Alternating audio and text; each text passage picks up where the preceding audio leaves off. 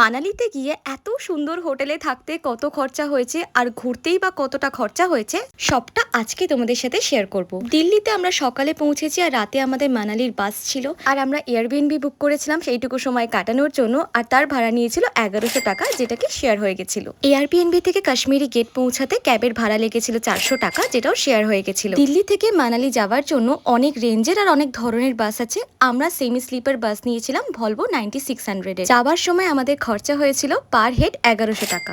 আর এই সেম ধরনের বাসই আমরা বুক করেছিলাম ফেরার সময়, আমাদের খরচা পড়েছিল 1300 টাকা করে। বাসটা প্রথমেই দাঁড়িয়েছিল চণ্ডীগড়ে 1 ঘন্টার জন্য আর সেই সকাল 7টায় দাঁড়িয়েছিল হিমাচলের মান্ডিতে আধা ঘন্টার জন্য। আর এই ছিল আমাদের বাস। তারপর তো অনেক জ্যাম পেরিয়ে অনেকটা জার্নি করে ওই 10টা নাগাদ আমরা পৌঁছে যাই মানালির বাস স্ট্যান্ডে। ওখান থেকে অলরেডি আমাদের কার বুক করা ছিল। মানালির বাস স্ট্যান্ড থেকে পিক আপ ড্রপ আর তার সাথে সাইট সিন নিয়ে পার ডে কারের খরচা পড়েছিল 4700 টাকা করে, যেটা কি শেয়ারেবল ছিল। এই ছিল আমাদের হোটেলের রুম।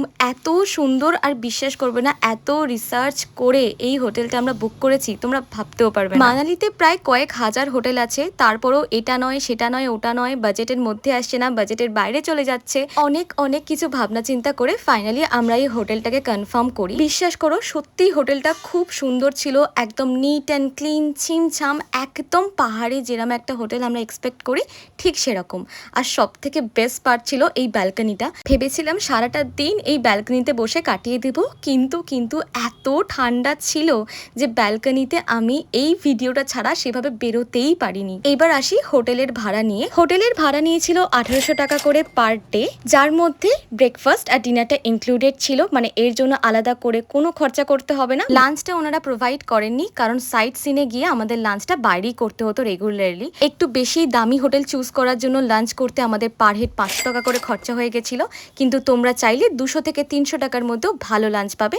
যেমন এই থালিটা নিয়েছিল মাত্র 250 টাকা। এবার তোমাদের তো আগেই বলেছি কারের খরচা পার ডে 4700 করে নিচ্ছিল সাইট সিন অ্যান্ড অল মিলিয়ে। এবার আসি এই অ্যাক্টিভিটি গুলো। এখানে অনেক ধরনের অ্যাক্টিভিটি আছে, এখানে রোপওয়ে আছে, প্যারাগ্লাইডিংও আছে, কিন্তু আমরা যে দুটো অ্যাক্টিভিটি করেছিলাম পার হেড খরচা পড়েছিল 300 টাকা করে।